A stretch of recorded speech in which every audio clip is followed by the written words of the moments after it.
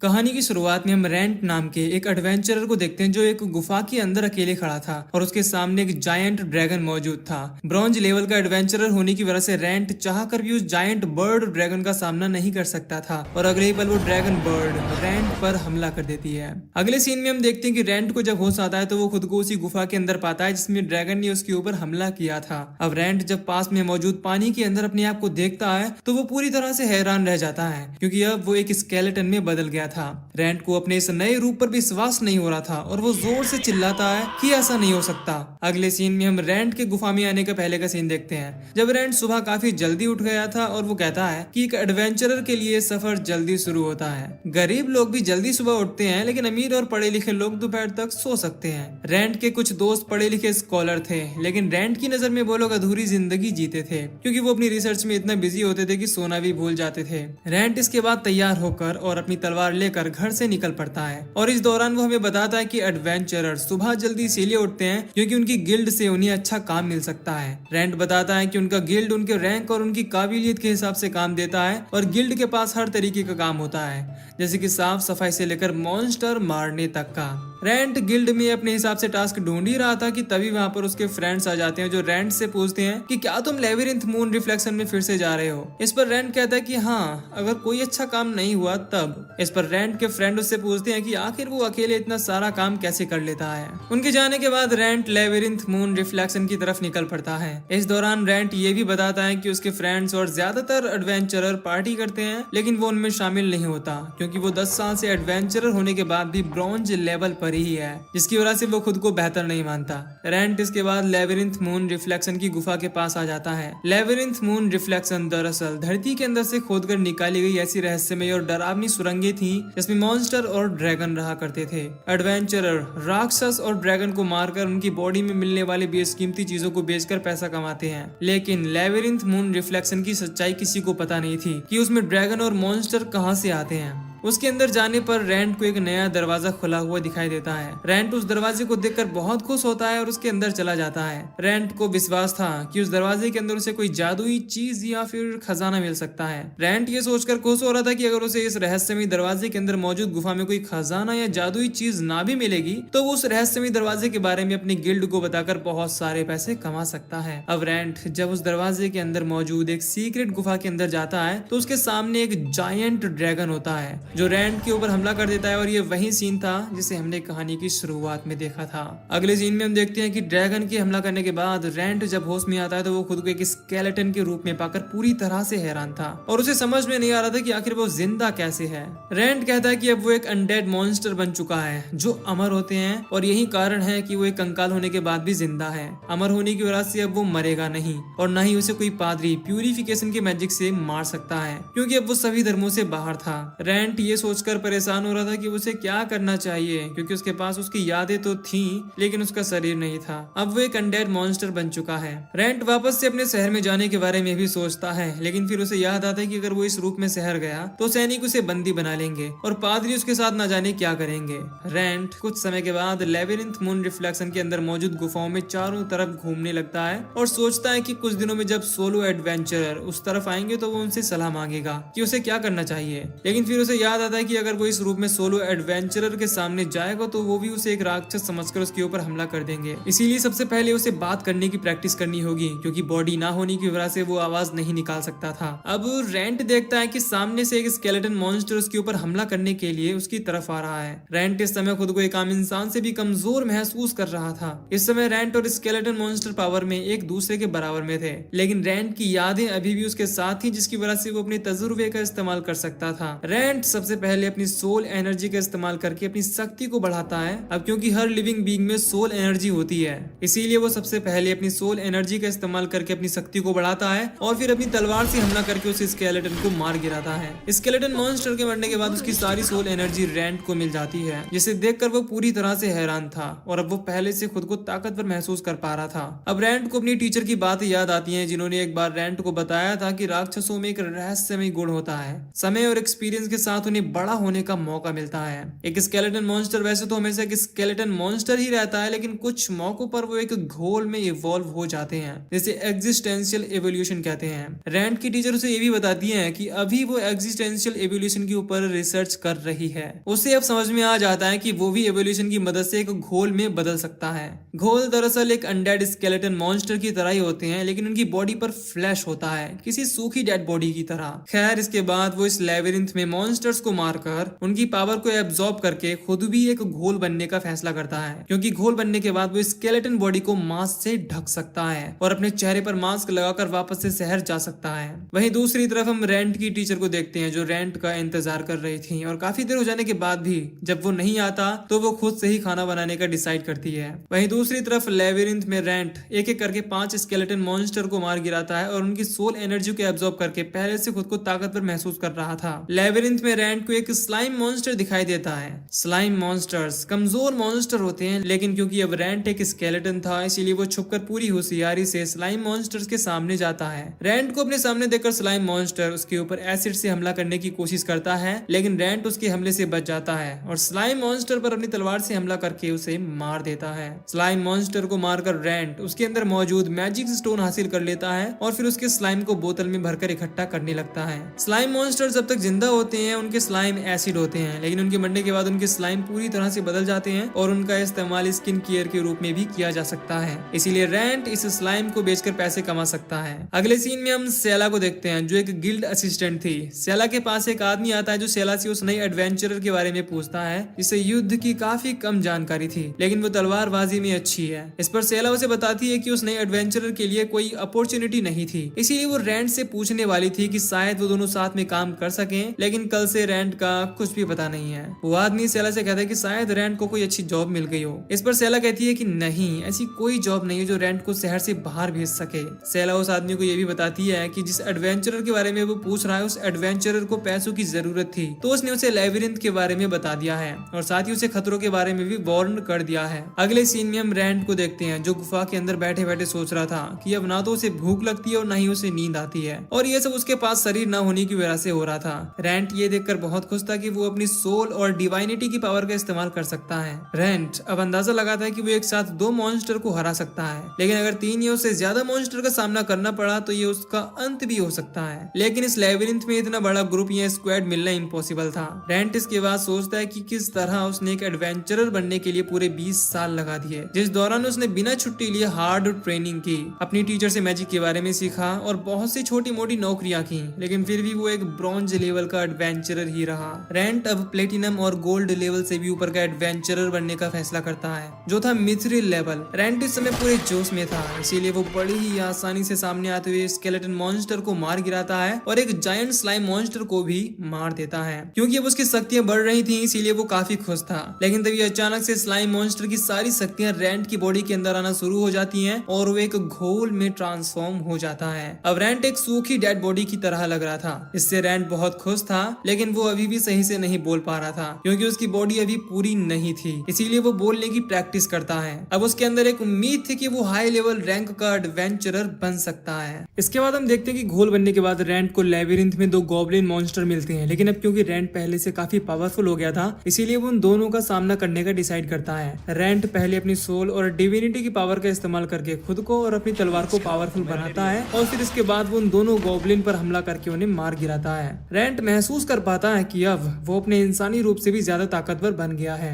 अब रेंट को लेबिरिंथ के अंदर एक सोलो एडवेंचरर दिखाई देती है, जो अकेले एक स्केलेटन से फाइट कर रही थी और किसी तरह उसे मार गिराती है। ये सोलो एडवेंचरर कोई और नहीं बल्कि सेला के द्वारा भेजी गई वही एडवेंचरर थी, जिसे युद्ध का तो काफी कम नॉलेज था पर तलवारबाजी में अच्छी थी। अगर रेंट लेबिरिंथ में फंसकर घोल ना बना होता तो शायद ये दोनों पार्टनर होते। खैर, उस सोलो एडवेंचरर को देखकर रेंट बहुत खुश होता है, क्योंकि काफी दिनों के बाद उसे कोई इंसान मिला था, लेकिन वो इस हाल में उसके सामने नहीं जा सकता था। अब रेंट देखता है कि वो एडवेंचरर उस खतरनाक रास्ते पर आगे बढ़ने लगती है, इस पर हाई लेवल के डीमन और मॉन्स्टर रहते हैं। यहाँ उस एडवेंचरर के पीछे एक स्केलेटन मॉन्स्टर अपीयर होता है और उस पर हमला करना स्टार्ट कर देता है। एडवेंचरर बड़े ही बहादुरी से उस स्केलेटन का सामना करती है, लेकिन क्योंकि उसे फाइट का कोई एक्सपीरियंस नहीं था, इसीलिए वो मॉन्स्टर के सामने ज्यादा देर नहीं टिक पाती। रेंट दूर से ही उसे देख रहा था।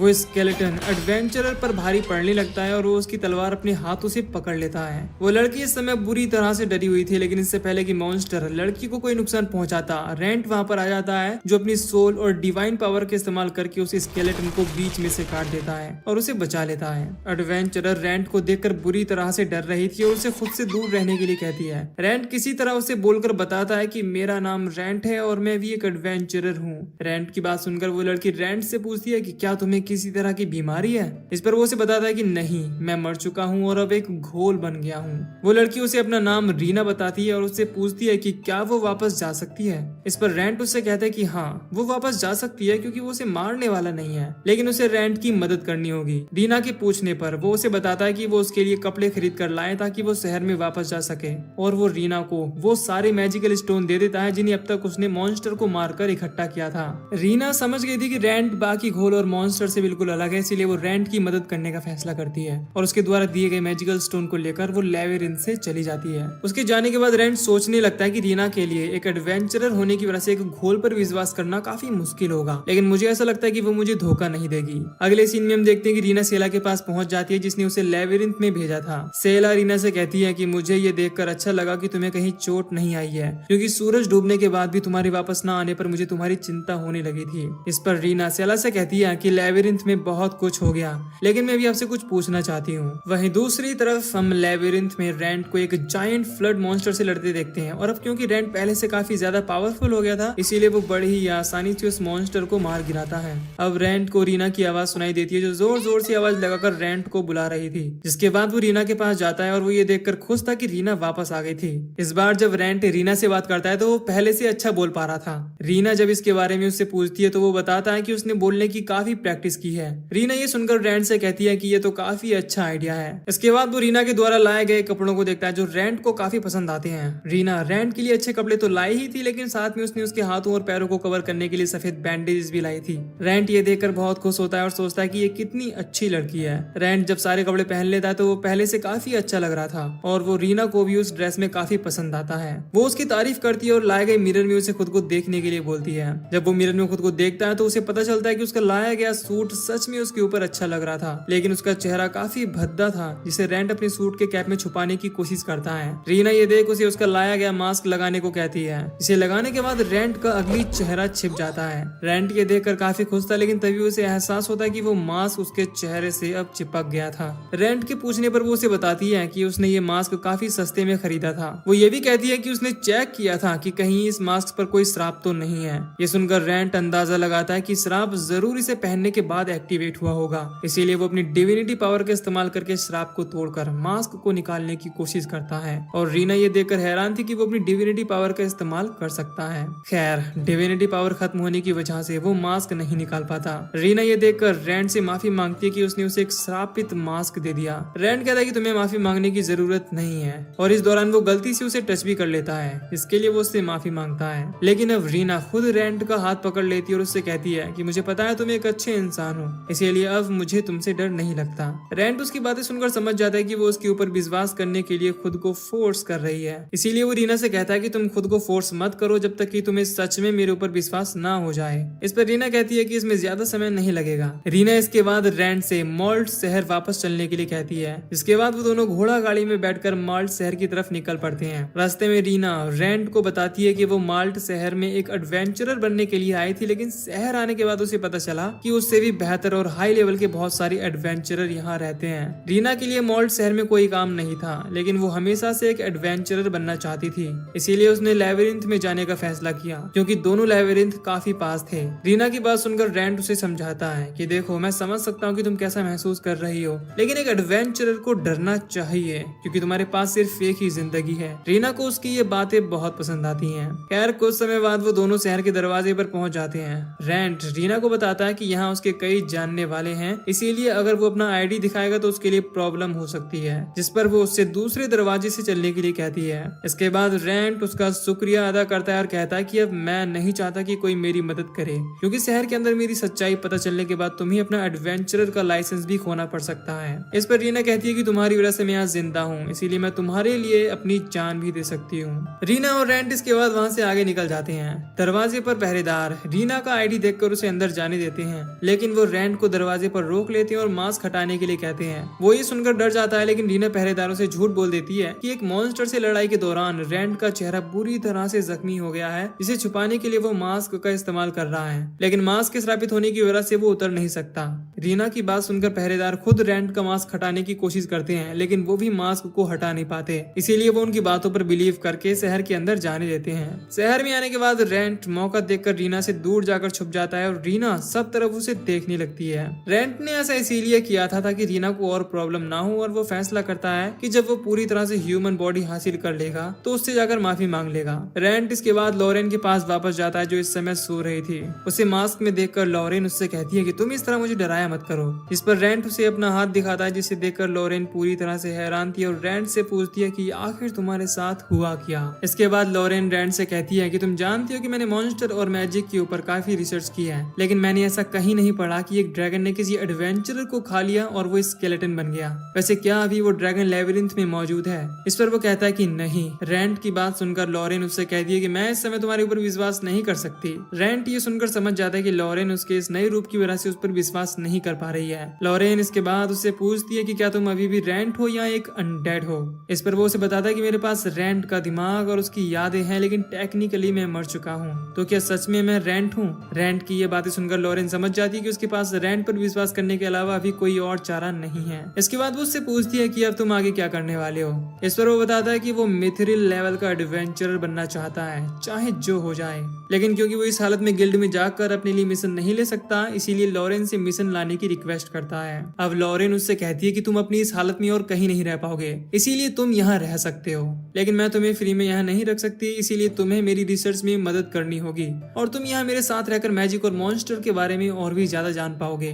रैंड उसकी बात सुनकर उससे पूछता है कि क्या तुम मेरे ऊपर कोई रिसर्च करने वाली हो। इस पर लॉरेन कहती है कि नहीं, लेकिन मैं टेस्ट के लिए तुम्हारी स्किन जरूर मांग सकती हूँ। इसके बाद वो रैंड को उसके द्वारा लाए गए लाइम लिक्विड के बदले में ढेर सारे पैसे देती है, जिन्हें लेकर रैंड एक ब्लैक स्मिथ की शॉप पर एक नई तलवार लेने के लिए चला जाता है, क्योंकि उसकी पुरानी तलवार पूरी तरह से डैमेज हो गई थी। ब्लैक स्मिथ की वाइफ को जब पता चलता है कि रैंड अपनी सोल, मैजिक और डिविनिटी तीनों पावर के इस्तेमाल कर सकता है, तो वो हैरान रह जाती है और उससे कहती है कि उसके पास आने वाला वो दूसरा ऐसा एडवेंचरर है जो तीनों पावर्स का इस्तेमाल कर सकता है। शॉप ओनर रैंड से तलवार बनाने का आधा पैसा लेती है और आधा पैसा तलवार बनने के बाद लेने का फैसला करती है। वहीं दूसरी तरफ हम लॉरेन को देखते हैं, जो एक घोल के बारे में रिसर्च कर रही थी और पढ़ रही थी। लॉरेन को किताबों से पता चलता है कि घोल फिजिकली स्ट्रॉन्ग और सर्वाइविंग में माहिर होते हैं और उन्हें इंसानों का मांस खाना अच्छा लगता है। लॉरेन ये जानकर पूरी तरह से हैरान थी कि अनडेड घोल बनने के बाद अपनी यादें और इंसानी इमोशन को खो देते हैं, लेकिन रैंड के केस में ऐसा नहीं था और इसीलिए रैंड बाकी घोल से अलग और खास है। इसके बाद हम देखते हैं कि किस तरह लॉरेन जब काफी छोटी उम्र में डॉक्टर बन गई थी, तो रैंड ही उसका असिस्टेंट बना था और जंगल में जब एक गॉब्लिन उनके ऊपर हमला कर देता है तो रैंड उससे लड़ने में मदद करता है। और जब लॉरेन को उसकी औषधियों की नॉलेज के बारे में पता चला तो वो काफी इम्प्रेस हो जाती है और वो उससे भी ये सब सिखाने की रिक्वेस्ट करती है, और तभी से रैंड और लॉरेन एक दूसरे के साथ हैं और एक दूसरे को जानते हैं। वहीं दूसरी तरफ हम रैंड को देखते हैं, जिसे ब्लैक स्मिथ एक दूसरी तलवार देता है और उसे तब तक इस्तेमाल करने के लिए कहता है जब तक कि उसकी तलवार रेडी नहीं हो जाती। रैंड उन दोनों स्मिथ हस्बैंड वाइफ को थैंक्स बोलकर और तलवार लेकर वहां से चला जाता है। स्मिथ खुद भी सोल एनर्जी और मैजिक का इस्तेमाल कर सकता था और वो जानता था कि रैंड इस समय किसी श्राप से अफेक्टेड है। खैर इसके बाद हम देखते हैं कि रैंड लॉरेन के साथ डिनर टेबल पर बैठा है और लॉरेन उससे कहती है कि मैंने फिर से सारी किताबों को पढ़ा और पता चला कि तुम एक नॉर्मल घोल से बिल्कुल अलग हो, तो तुम आगे क्या करने वाले हो। इस पर रैंड लॉरेन को बताता है कि वो इंसानों के बीच में रहना चाहता है और अपना इवोल्यूशन पर ध्यान देना चाहता है ताकि वो फिर से पहले जैसा बन सके। खैर रैंड लेबिरिंथ में मॉन्स्टर्स को मारकर पावरफुल हुआ था और इवॉल्व हुआ था, इसीलिए वो लेबिरिंथ में वापस जाने का फैसला करता है। अगले सीन में हम लेबिरिंथ में एक आदमी को देखते हैं जो एक स्लाइम मॉन्स्टर से फाइट कर रहा था, लेकिन वो उस स्लाइम मॉन्स्टर के सामने टिक नहीं पा रहा था और इससे पहले कि वो मॉन्स्टर उस आदमी को मारता, रैंड यहाँ आ जाता है जो स्लाइम मॉन्स्टर को मारकर उस आदमी को बचा लेता है। वो आदमी अपनी जान बचाने के लिए रैंड को थैंक्स बोलता है और उसकी पार्टी ज्वाइन करने की रिक्वेस्ट करता है। असल में ये आदमी एक नॉर्मल सा शेफ था जो शहर में एक रेस्टोरेंट चलाता है, लेकिन काफी कर्ज हो जाने की वजह से उसे एडवेंचरर बनना पड़ा।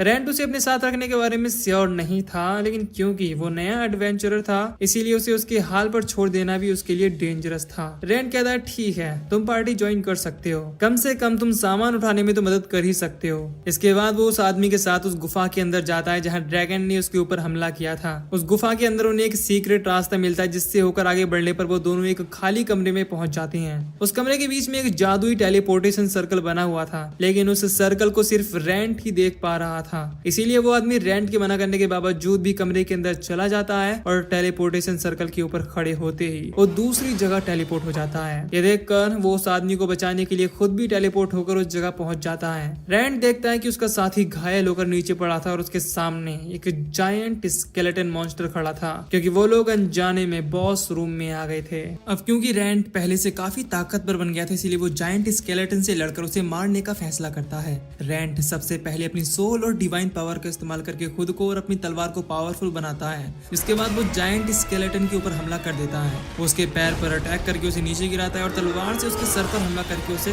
खत्म करने में कामयाब हो जाता है। इसके बाद वो सैफ के जख्मों को अपनी पावर से हील करके उसे होश में लाता है। सैफ जब अपने सामने उस जायंट स्केलेटन को मरा हुआ देखता है तो उसे विश्वास नहीं होता कि रेंट ने अकेले उसे मारा है। खैर वो रेंट को अपनी जान बचाने के लिए थैंक्स बोलता है। जायंट स्केलेटन को मारने के बाद रेंट मिलने वाले बड़े से मैजिक स्टोन को सैफ को देने का फैसला करता है। उसे विश्वास नहीं हो रहा था कि रेंट उसे वो मैजिक स्टोन दे रहा है। इस पर रेंट उसे अपनी स्किन दिखाते हुए समझाता कि इस समय वो भी किसी मॉन्स्टर से कम नहीं है, जिस वजह से वो किसी रेस्टोरेंट या फिर गिल्ड में नहीं जा सकता। इसीलिए वो चाहता है कि सैफ उसके बदले उन जगहों पर जाए, जिसके लिए वो तुरंत राजी हो जाता है। रेंट इसके बाद उसके रेस्टोरेंट में फ्री खाने की भी रिक्वेस्ट करता है, जिसके लिए सैफ मान जाता है। खैर इसके बाद वो सैफ को टेलीपोर्टेशन सर्कल के अंदर भेजकर वहां से टेलीपोर्ट करके लेबिरिंथ से बाहर भेज देता है। अगले सीन में हम देखते हैं कि रेंट सैफ के रेस्टोरेंट के बाहर खड़ा था और सैफ उसे अपने रेस्टोरेंट से इंट्रोड्यूस करता है। अगले ही पल सैफ की आवाज सुनकर उसकी वाइफ इजाबेल आ जाती है, जो उसे सही सलामत देख बहुत खुश थी।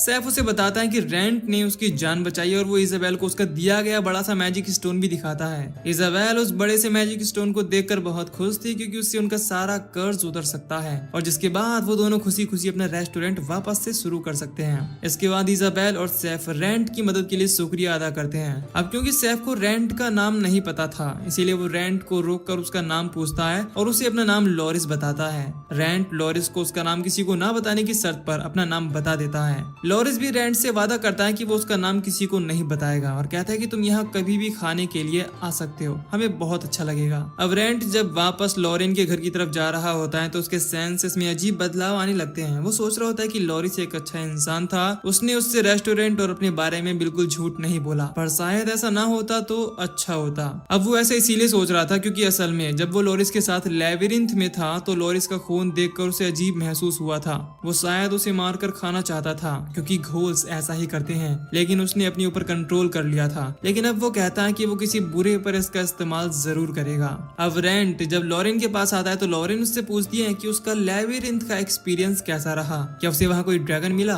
इस पर रेंट कहता है कि नहीं। लॉरेन इसके बाद उससे बातें करने लगती है और उससे कुछ सवाल भी पूछती है, लेकिन रेंट उसकी बातों पर ज्यादा ध्यान नहीं देता और लॉरेन के पास जाकर उसे गले लगा लेता है। लॉरेन ये देखकर उससे पूछती है कि क्या हुआ। अब इससे पहले कि वो कुछ समझ पाती, रेंट उस पर हमला करके उसके शोल्डर पर काट लेता है, क्योंकि उस पर उसकी घोल पर्सनैलिटी हावी हो गई थी, जिसे इंसानी खून और मांस खाना पसंद है। लॉरेन ये देखकर रेंट को खुद से दूर कर देती है और कहती है कि रेंट क्या तुम अभी भी अंदर हो। ऐसा करके वो जानना चाहती थी कि कहीं रेंट अपनी यादों और इमोशन को खोकर पूरी तरह से एक घोल तो नहीं बन गया। लॉरेन जब कंफर्म कर लेती है कि रेंट कहीं ना कहीं अभी भी प्रेजेंट है तो वो अपने मैजिक का इस्तेमाल करके रेंट को शांत कर देती है और उसे सुला देती है। अब कुछ समय बाद जब उसे होश आता है तो लॉरेन से उसके ऊपर हमला करने के लिए माफी मांगता है, क्योंकि उसे भी पता था कि उसने बेकाबू होकर लॉरेन के ऊपर हमला किया था। इस पर लॉरेन उससे कहती है कि उसके बारे में वो ज्यादा ना सोचे, वो सिर्फ एक एक्सीडेंट था। रेंट इसके बाद लॉरेन को बताता है कि जब उसने लेबिरिंथ में मिले आदमी लॉरिस का खून देखा तभी से उसे कुछ होना शुरू हो गया था और उसका लॉरिस को खाने का मन कर रहा था। लॉरेन उसकी बात ध्यान से सुनती है और फिर उसे आराम करने के लिए बोलकर खुद भी आराम करने के लिए जाने लगती है, क्योंकि कल उसे काफी सारा पोशन मैजिक फार्मेसी पर बेचकर जरूरी इंग्रेडिएंट्स खरीदने होंगे ताकि अपने घाव को ठीक कर सके।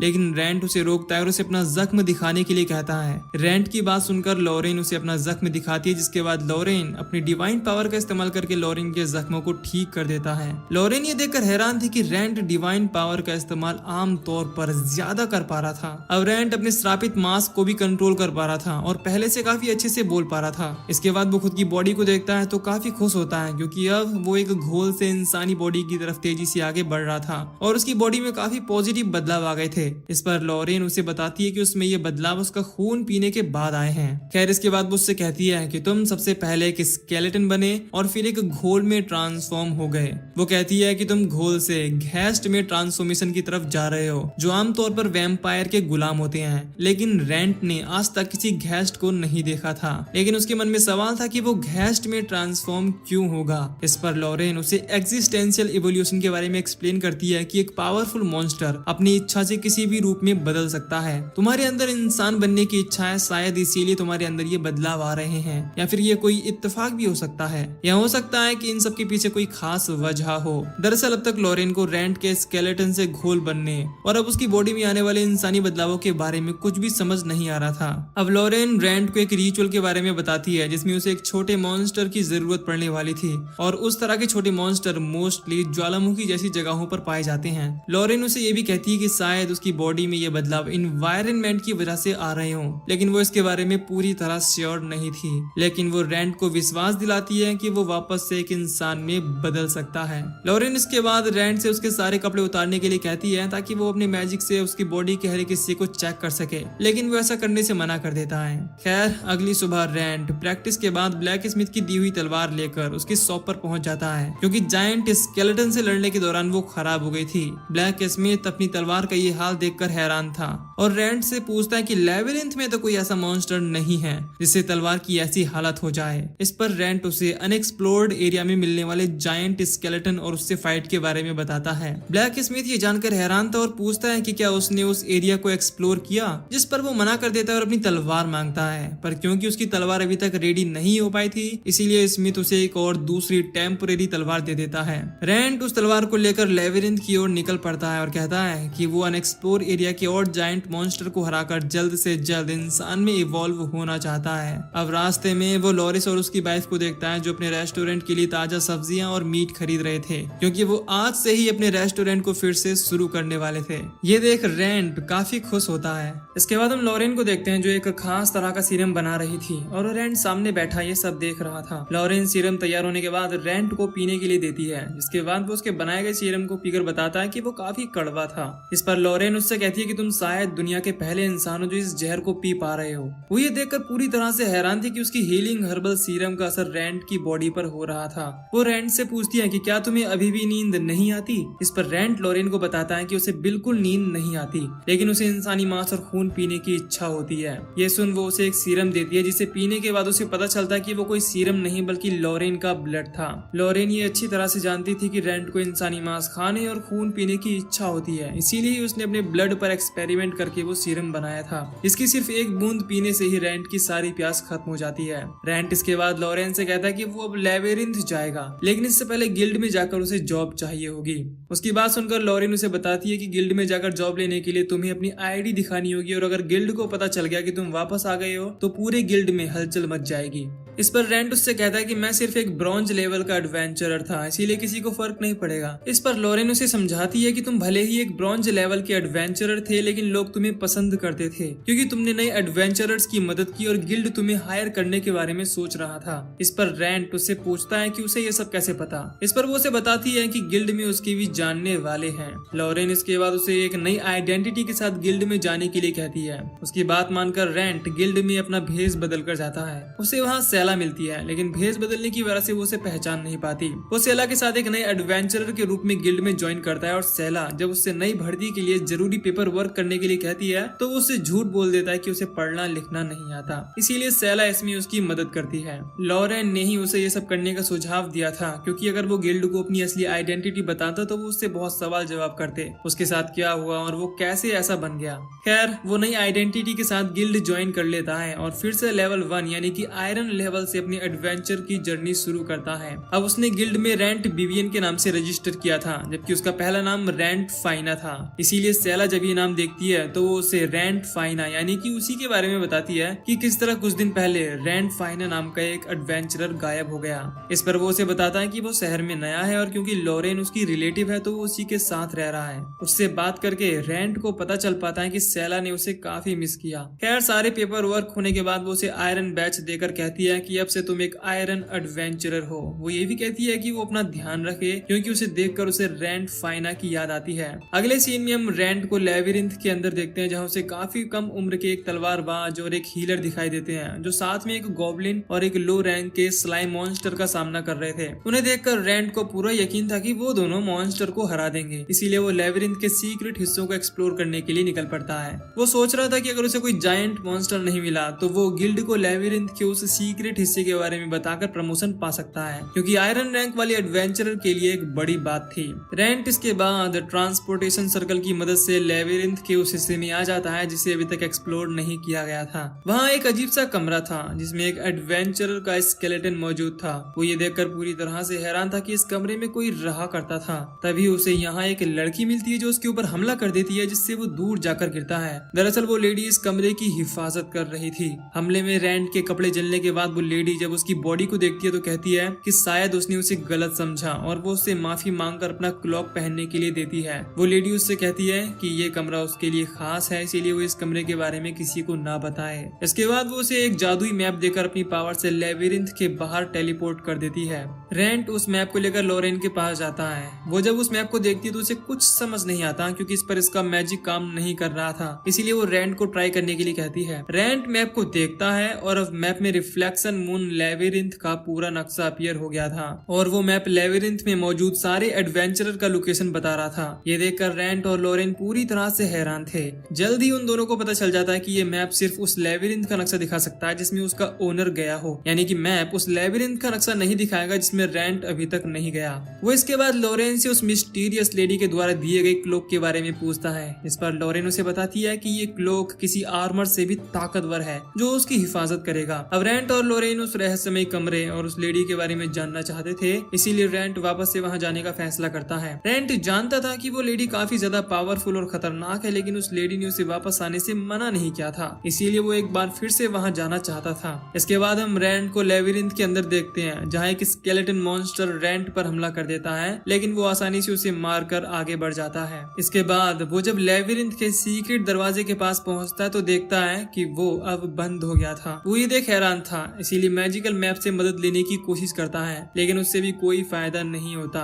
रेंट ये देखकर समझ जाता है कि शायद वो मिस्टीरियस लेडी नहीं चाहती होगी कि मैं वापस आऊं। वहीं दूसरी तरफ हम गिल्ड में सेला को देखते हैं जिससे एक एडवेंचरर रेंट के बारे में पूछ रहा था, लेकिन सेला को भी अभी तक रेंट के बारे में कुछ पता नहीं चला था। दरअसल रेंट से इंस्पायर होकर बहुत से लोग एडवेंचरर बने थे और वो उसे मिस कर रहे थे। सेला भी कहीं ना कहीं उसे पसंद करती थी, जिस वजह से वो गिल्ड की एम्प्लॉय बनी थी, लेकिन उसके बारे में कुछ भी पता न चलने की वजह से वो काफी अपसेट थी। सेला ये सब सोच ही रही थी कि तभी वहाँ पर रेंट आ जाता है जो उसे 3 ऑर्क को मारने का मिशन मांगता है। पहले तो सेला उसे ये टास्क देने से मना कर देती है क्योंकि एक आयरन लेवल के एडवेंचरर के लिए 3 ऑर्क का एक साथ सामना करना काफी मुश्किल टास्क था। लेकिन जब रेंट उसे बताता है कि वो पहले भी ऑर्क को मार चुका है तो वो रेंट को उस मिशन पर जाने की जॉब दे देती है और साथ ही अपना ध्यान रखने की सलाह भी। अगली सीन में हम रेंट को वापस से गिल्ड में देखते हैं जहाँ वो सेला को उन 3 ऑर्क का मीट दिखाता है जिन्हें मारने का उसे गिल्ड से टास्क मिला था। सेला ये देखकर हैरान थी कि रेंट ने आयरन लेवल के एडवेंचरर होने के बाद भी इतनी मुश्किल टास्क को अकेले पूरा कर लिया था। सेला रेंट से काफी इंप्रेस थी। वो रेंट को थोड़ा वेट करने को बोलकर अंदर चली जाती है और कुछ देर बाद कुछ डॉक्यूमेंट्स लेकर वापस आती है और उसे बताती है कि उसने अपने सीनियर से बात करके उसे ब्रॉन्ज लेवल प्रमोशन के लिए मना लिया है। ब्रॉन्ज लेवल पर जाने के लिए रेंट को बस अब एक छोटा सा एग्जाम देना होगा, जिसके लिए वो तैयार था क्योंकि वो जल्द से जल्द मिथ्रिल लेवल पर पहुंचना चाहता था। वापस आने पर लॉरेन को जब पता चलता है कि रेंट ने गिल्ड में रेंट बीवी के नाम से रजिस्टर किया है तो वो उससे कहती है कि तुमने मेरे सरनेम के साथ रजिस्टर क्यों किया, तुम जानती हो कि लोग बातें बनाएंगे। इस पर रेंट कहता है कि परेशान होने वाली बात नहीं है, मैं तुम्हारे घर में अक्सर आता जाता हूँ और लोग बातें ना बनाए इसीलिए मैंने अपने आप को तुम्हारे रिलेटिव के तौर पर गिल्ड में इंट्रोड्यूस किया था। अगले दिन रेंट ब्रॉन्ज लेवल का एग्जाम देने के लिए गिल्ड में पहुंच जाता है। सेला रेंट को वहां देखकर हैरान थी क्योंकि उसे लगा था कि शायद वो नहीं आएगा। अब एग्जामिनर वहां आते हैं जो सारे कैंडिडेट को बताते हैं कि पहले उनका एक रिटन एग्जाम होगा और जो कैंडिडेट रिटन एग्जाम को पास कर लेंगे सिर्फ उन्हें ही आगे का प्रैक्टिकल एग्जाम देने दिया जाएगा और फिर वो एक ब्रॉन्ज लेवल के एडवेंचरर बन जाएंगे। रेंट देखता है कि एग्जाम देने के लिए वो स्वॉर्ड्समैन और हीलर भी आए थे जिन्हें रेंट ने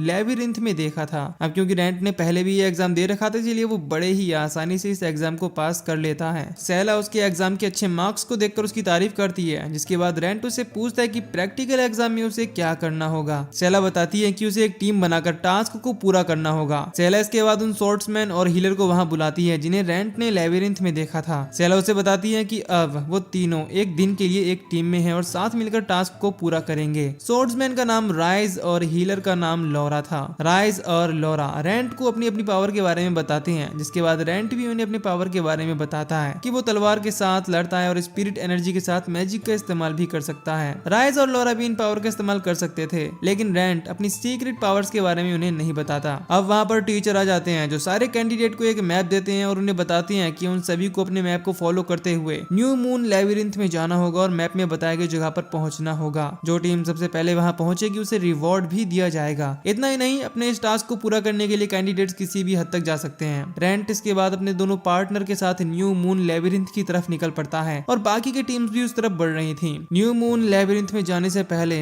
रेंट राइज से न्यू मून लेबिरिंथ का एक नया मैप खरीदने के लिए बोलता है, क्योंकि टीचर का दिया गया मैप काफी पुराना था। राइज और लोरा के पास इतने पैसे नहीं थे कि वो मैप खरीद सके, इसीलिए रेंट खुद के पैसों से न्यू मैप खरीदता है। वो जब खरीदे गए मैप को गिल्ड से मिले मैप से कंपेयर करते हैं तो नया मैप सच में गिल्ड वाले मैप से बेहतर था। जिसके बाद राइज और लोरा इसके लिए रेंट को थैंक्स बोलते हैं। इसके बाद वो राइज और लोरा के साथ न्यू मून लेबिरिंथ के अंदर आ जाता है। अंदर उन्हें कुछ स्केलेटन मॉन्स्टर मिलते हैं जिन्हें वो बड़ी ही आसानी से मार देते हैं। फाइट के दौरान रेंट राइज और लोरा का टीम वर्क देखकर काफी खुश था। अंदर रेंट को एक अजीब सा पाउडर भी मिलता है जो आमतौर पर इंसान ही यूज करते हैं और उन पाउडर की वजह से ही उस तरफ स्केलेटन मॉन्स्टर आ रहे थे। रेंट ये देख समझ जाता है कि जरूर लेबिरिंथ में कुछ इंसान भी छुपे हुए हैं जिनसे उन्हें लड़ना पड़ सकता है और वो राइज लोरा को इसके लिए तैयार रहने के लिए बोलता है। खतरे को देखते हुए रेंट सबसे आगे रहने का फैसला करता है। थोड़ा आगे बढ़ने पर उनके ऊपर एक ग्रुप हमला कर देता है। राइज और लोरा रेंट के साथ मिलकर बड़ी ही बहादुरी से लड़ते हैं। राइज और लोरा दोनों मिलकर ग्रुप के लीडर से लड़ते हैं और उसे हरा देते हैं। वहीं दूसरी तरफ रेंट ग्रुप के बाकी मेंबर से लड़ रहा था और उन्हें आसानी से डिफीट कर देता है। राइज और लोरा रेंट की स्ट्रेंथ को देखते हुए उसे फॉलो करने का फैसला करते हैं। जिसके बाद ये तीनों आगे बढ़ते हैं। उनके जाने के बाद एक आदमी उस ग्रुप के पास आता है जो फाइट के दौरान छुपा हुआ था और अब उसे रेंट के ऊपर शक था। वो कहता है कि शायद मैं जानता हूँ ये बंदा कौन हो सकता है। दूसरी तरफ अब गिल्ड में भी बड़े ऑफिशियल्स को रेंट के ऊपर शक होने लगा था, क्योंकि वो अपने लेवल से ज्यादा पावरफुल और इंटेलिजेंट था और उनके पास रेंट के बारे में ज्यादा जानकारी नहीं थी। इसीलिए ऑफिसर सलाह से रेंट के बारे में कुछ भी पता चलने पर उन्हें तुरंत बताने के लिए कहते हैं। वहीं दूसरी तरफ रेंट राइज और लोरा के साथ लेबिरिंथ में फ्लोर के बॉस रूम के पास पहुंच जाता है। लेकिन तभी यहाँ पर कैंडिडेट्स का एक दूसरा ग्रुप भी आ जाता है जो रेंट के ग्रुप में राइज और लोरा जैसे छोटी उम्र के कैंडिडेट्स को देखकर उनका मजाक उड़ाते हैं और लोरा के साथ बदतमीजी भी करते हैं। रेंट को ये देख गुस्सा आता है और वो उनकी तरफ अपनी तलवार पॉइंट करता है। ये देख सारे बंदे डर जाते हैं और कहते हैं कि वो तो बस मजाक कर रहे थे। वो लोग उन्हें पहले जाने के लिए भी कहने लगते हैं, लेकिन रेंट उन्हें बॉस रूम में पहले जाने का ऑफर देता है, जिससे वो ग्रुप बहुत खुश होता है। राइज रेंट से कहता है कि वो दूसरे ग्रुप को कमरे में पहले भेजकर बेवकूफी क्यों कर रहा है, क्योंकि ऐसे तो वो लोग हार जाएंगे। लेकिन अगले ही पल जब कमरे के अंदर गए सारे कैंडिडेट्स घायल होकर बाहर आते हैं तो राइज और लोरा समझ जाते हैं कि रेंट ने उनकी सेफ्टी के लिए ही दूसरे ग्रुप को रूम में पहले जाने दिया था। रेंट राइज और लोरा को समझाता है कि अगर एक एडवेंचरर को लगता है कि वो फाइट को नहीं जीत सकता तो वहाँ से भाग जाना उसके लिए सबसे बढ़िया ऑप्शन होता है और इससे कोई कायर नहीं बन जाता। अब राइज और लोरा ने कमरे के अंदर जाकर बॉस मॉन्स्टर को हराने का फैसला कर लिया था, क्योंकि वो ब्रॉन्ज लेवल के एडवेंचरर बनना चाहते थे। रेंट उन दोनों की बहादुरी देख बहुत खुश था और उन दोनों के साथ कमरे के अंदर चला जाता है। बॉस रूम के अंदर जाने पर उन्हें एक जायंट लाइम मॉन्स्टर मिलता है जो उनके ऊपर अटैक करना शुरू कर देता है। पहले राइज उस मॉन्स्टर को मारने के लिए आगे बढ़ता है, लेकिन वो जल्दी समझ जाता है कि वो उसे अकेले नहीं हरा सकता, क्योंकि लाइम मॉन्स्टर उसके मुकाबले काफी ज्यादा पावरफुल था। अब रेंट ने पहले ही लोरा को समझा दिया था कि वो ताकत का इस्तेमाल करके लाइम मॉन्स्टर को नहीं हरा सकते, इसीलिए लोरा मॉन्स्टर के ऊपर अपने फायर मैजिक का इस्तेमाल करने का फैसला करती है। इधर लाइम मॉन्स्टर राइज पर भारी पड़ रहा था, इसीलिए रेंट उसकी मदद करता है। इस दौरान लोरा भी अपने फायर मैजिक का इस्तेमाल करने के लिए तैयार हो जाती है। वो अपना मैजिक स्पेल कंप्लीट करती है और मॉन्स्टर पर अपने फायर मैजिक से हमला कर देती है, जिससे कुछ ही देर में लाइम मॉन्स्टर कमजोर पड़ जाता है। इससे पहले कि लाइम अपने आप को फिर से रीजनरेट करता, रेंट उसके मैजिकल स्टोन को तोड़कर उसे खत्म कर देता है। बॉस मॉन्स्टर को मारने के बाद लोरा और राइज बहुत खुश थे। इसके बाद रेंट उन्हें मॉन्स्टर के लिक्विड को कलेक्ट करने के लिए कहता है, क्योंकि वो उसे बेचकर पैसे कमा सकते थे। अगले ही पल वहाँ पर दूसरे ग्रुप के कैंडिडेट भी आ जाते हैं, लेकिन रूम में स्लीपी गैस के ट्रैप में फंसकर बेहोश हो जाते हैं। अब लोरा और राइज को समझ आ जाता है कि गिल्ड मास्टर ने उन्हें कमरे में सबसे पहले पहुंचने के लिए नहीं बल्कि सिर्फ अपने टास्क को पूरा करने के लिए कहा था, और यही वजह थी कि रेंट उन दोनों को जल्दबाजी में कोई गलत कदम उठाने से रोक रहा था। इसके बाद रेंट राइज और लोरा के साथ एग्जामिनर के पास वापस आ जाते हैं, जहां वो उन्हें टास्क को पूरा करने के लिए ब्रॉन्ज लेवल का बैच दे देता है और साथ ही वो उन्हें बॉस रूम में सबसे पहले पहुंचने के लिए बोनस के तौर पर कुछ गिफ्ट भी देता है और कहता है कि डेस्क पर ये बैच दिखाने पर उन्हें उनका ऑफिशियल टैग मिल जाएगा। लोरा और राइज ये देखकर बहुत खुश होते हैं। वो तीनों अपना अपना बैच लेकर सेला के पास आते हैं, जहां उन्हें ऑफिशियली ब्रॉन्ज लेवल का एडवेंचरर का टैग मिल जाता है। अब सेला के पास वो लड़का आता है जो लेबिरिंथ में उनके ऊपर नजर रख रहा था। दरअसल गिल्ड ने ही उसे उनके ऊपर नजर रखने के लिए भेजा था, ताकि वो ये पता कर सके कि वो तीनों अच्छे और भले एडवेंचरर हैं कि नहीं, क्योंकि गिल्ड बुरे एडवेंचरर की रैंक को नहीं बढ़ाते। लेकिन ये तीनों एग्जाम में हर एक्सपेक्ट में पास हो गए थे। अब क्योंकि मिशन पूरा हो चुका था, इसलिए रायज, लोरा और रेंट के अलग अलग होने का समय भी हो गया था। रेंट ने मिशन के दौरान रायज और लोरा की काफी मदद की थी और साथ ही उसने उन्हें काफी कुछ सिखाया भी था, इसीलिए वो दोनों रेंट को थैंक्स बोलते हैं। वो दोनों उसके साथ एक टीम के तौर पर काम करना चाहते थे, लेकिन ऐसा पॉसिबल नहीं था क्योंकि रेंट के अपने कुछ अलग प्लान थे। लोरा और रायज के जाने के बाद सेला रेंट से उसके बारे में पूछती है कि आखिर उसके साथ हुआ क्या था। सेला की बातें सुनकर रेंट समझ जाता है कि सेला को उसके बारे में पता है, इसीलिए वो उसे बताता है कि अगर गिल्ड मेरी सच्चाई जानकर मेरे कामों को गलत मानकर मुझे सजा देना चाहता है तो मैं हमेशा के लिए गिल्ड को छोड़ दूंगा। इस पर सेला रेंट को बताती है कि गिल्ड को उसकी सच्चाई का पता नहीं है और लेबिरिंथ में उन पर नजर रखने वाला कोई और नहीं बल्कि उसका भाई है। मैं सिर्फ ये जानना चाहती हूँ कि तुम्हारे साथ हुआ क्या था। वो किसी भी हाल में ये जानना चाहती थी कि आखिर रेंट के साथ क्या हुआ था, क्योंकि रेंट ने उसकी और उसकी तरह बहुत से लोगों की जिंदगी बदली थी और मदद की थी, इसीलिए सेला भी अब उसकी मदद करना चाहती थी। पर रेंट को अपने ऊपर ट्रस्ट कराने के लिए वो एक मैजिकल समझौता करने का फैसला करती है, जिसके अनुसार वो रेंट की सच्चाई किसी को नहीं बताएगी और अगर वो ऐसा करती है तो मैजिकल फोर्स की तरफ से उसे पेनल्टी देनी होगी और साथ ही वो किसी ऐसे देश में चली जाएगी जहाँ गुलामी आम हो और वो किसी गुलाम के रूप में अपनी बाकी जिंदगी गुजारेगी। रेंट ये सब सुनकर सरप्राइज था कि वो इस हद तक जाने के लिए तैयार थी। रेंट समझौते पर साइन कर देता है और सेला को अपना असली चेहरा दिखाने के बाद उसे उन सारी घटनाओं के बारे में बता देता है जो अब तक उसके साथ हुई थी। सेला ये जानकर बहुत दुखी होती है कि रेंट अकेले ही इतनी सारी परेशानियां उठा रहा था और वो उसकी मदद करने का फैसला करती है। रेंट इसके बाद उसे अपने साथ लॉरेन के घर ले जाता है, जहाँ लॉरेन उसके साथ सेला को देखकर बिल्कुल भी खुश नहीं थी, क्योंकि वो खुद भी कहीं ना कहीं रेंट को पसंद करने लगी थी। अब रेंट और सेला जब लॉरेन के साथ बैठे होते हैं तो लॉरेन सेला को डराने लगती है कि वो एक बुरी औरत है जो बच्चों को मारकर खा जाती है, लेकिन सेला को लॉरेन के बारे में पता था कि वो एक रिसर्चर है, इसीलिए वो नहीं डरती। लॉरेन इसके बाद उन्हें साथ में डिनर करने के लिए कहती है, जिसके बाद वो तीनों साथ में डिनर करते हैं और सेला को पता चलता है कि रेंट ही लॉरेन का खाना बनाता है और घर की सफाई भी करता है। उसे ये भी पता चलता है कि रेंट लॉरेन का खून पी कर खुद को काबू में रखता है। सेला इसके बाद रेंट और लॉरेन को बताती है कि कुछ दिनों से किंगडम में बहुत से नाइट गायब हो रहे हैं, जिस पर लॉरेन कहती है कि उन्हें मॉन्स्टर मार रहे होंगे, पर सेला कहती है कि अगर उन्हें मॉन्स्टर मारते तो क्राइम सीन पर उनका कोई ना कोई सामान जरूर मिलता। दरअसल गिल्ड को इसके पीछे कुछ खास लोगों के ऊपर शक था, जिसमें से एक रेंट भी था। रेंट ये सुनकर कुछ दिनों के लिए लेबिरिंथ में न जाने का फैसला करता है ताकि झूठा शक उसके ऊपर से हट जाए। अगले सीन में हम लोरा और राइस को देखते हैं जो ब्रॉन्ज लेवल का एडवेंचरर बनने के बाद एक अच्छे मिशन का इंतजार कर रहे थे। इधर सेला गिल्ड मास्टर के साथ थी। गिल्ड मास्टर सेला से रेंट फाइना के बारे में पूछता है कि उसका कुछ पता चला, क्योंकि वो लोग उसे गिल्ड में शामिल करने के बारे में सोच रहे थे। इस पर सेला गिल्ड को सुझाव देती है कि नया रेंट भी एक शानदार नाइट है। दरअसल अब वो कोशिश कर रही थी कि गिल्ड मास्टर पुराने वाले रेंट की जगह अब नए रेंट पर विचार करे, क्योंकि वो दोनों थे तो एक ही। इसके बारे में गिल्ड पूरी तरह अनजान है। इसके बाद हमें दिखाया जाता है कि रेंट लेबिरिंथ के लिए फिर से निकल पड़ता है बिना लॉरेन को बताए। उसे पता चल जाता है और वो कहती है कि रेंट को नहीं जाना चाहिए था, कम से कम तब तक जब तक इन लोगों के किडनैप होने वाली सिचुएशन का असली कल्प्रिट का पता न चल जाए। इधर रेंट स्मिथ के पास आ जाता है, जहां वो उसे उसकी तलवार देता है और बताता है कि उसने उसके कहे मुताबिक स्वॉर्ड में एडजस्टमेंट कर दिए हैं और वो अब इसमें माना यूज कर सकता है और उसे टेस्ट करने के लिए भी कहता है। इसके बाद रेंट स्वॉर्ड को पहले मैजिक से बफ कर लेता है और लकड़ी के गट्ठे पर यूज करता है और आसानी से उसके 2 टुकड़े कर देता है। ये देख स्मिथ कहता है कि वो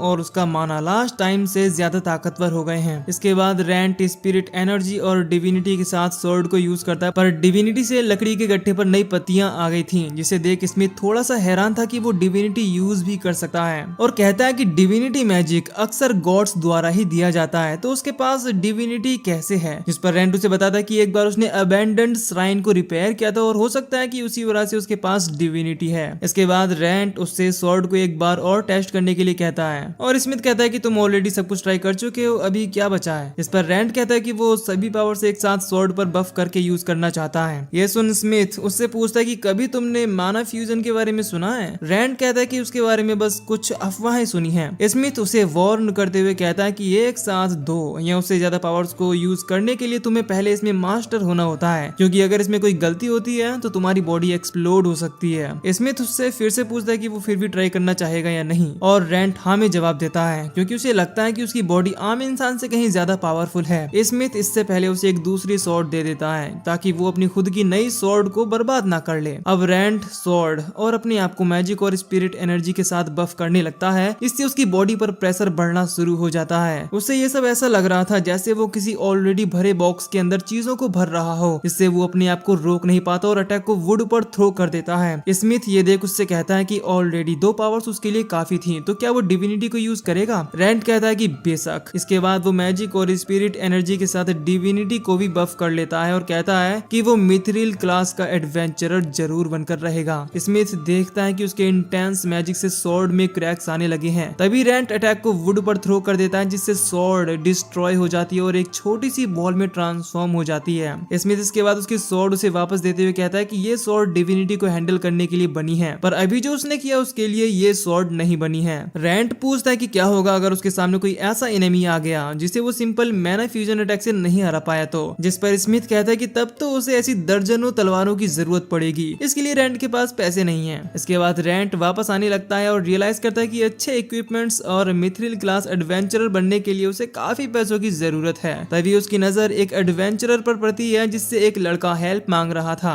पर एडवेंचरर उससे ये कहते हुए मना कर देता है कि वो कोई भी ऐसी जॉब एक्सेप्ट नहीं कर सकता जो गिल्ड से ना हो, क्योंकि इससे उसके लिए प्रॉब्लम हो सकती है। तभी रैंड यहाँ आ जाता है और उस एडवेंचरर को थोड़े पैसे देकर उसे कटने को कहता है और उस लड़की से कहता है कि मैं तुम्हारी जॉब एक्सेप्ट करूंगा। इसकी कोई गारंटी तो नहीं है, पर जॉब क्या है? वो लड़का लॉर्ड ऑफ द लेक को हराने की रिक्वेस्ट करता है। इसके बाद ये लॉरेन के पास जाते हैं। वो लड़का अपने आप को र्यूनटस नाम से इंट्रोड्यूस करता है और बताता है कि वो तोत्सु नाम के गांव से आया है, जिस पर रैंड कहता है कि उसने उस गांव के बारे में सुना है और वहां पर एक अजीब फेस्टिवल भी मनाया जाता है। इस पर र्यूनटस बताता है कि उसके गांव में एक लेजेंड है, जिसके अकॉर्डिंग गांव को बचाने के लिए गांव वालों ने एक लड़की को जिसकी बॉडी माना से भरी हुई थी उसे लॉर्ड ऑफ द लेक को भेंट किया था। और आज भी उस दिन को याद करने के लिए वो लोग ये फेस्टिवल हर साल मनाते हैं और कोई एक लड़की सैक्रिफाइस का पार्ट प्ले करती है, पर असल में सैक्रिफाइस किसी का नहीं होता। लेकिन इस बार सच में Lord of the lake appear हुए और उन्होंने सैक्रिफाइस प्ले करने वाली लड़की को खा लिया और अब लॉर्ड ऑफ द लेक और भी लड़कियों का सैक्रिफाइस मांग रहे हैं, जिसकी वजह से गांव की कई लड़कियां ऑलरेडी मर चुकी हैं। और अब अगला नंबर उसकी खुद की बहन का है, जो वो बिल्कुल भी होने नहीं देना चाहता।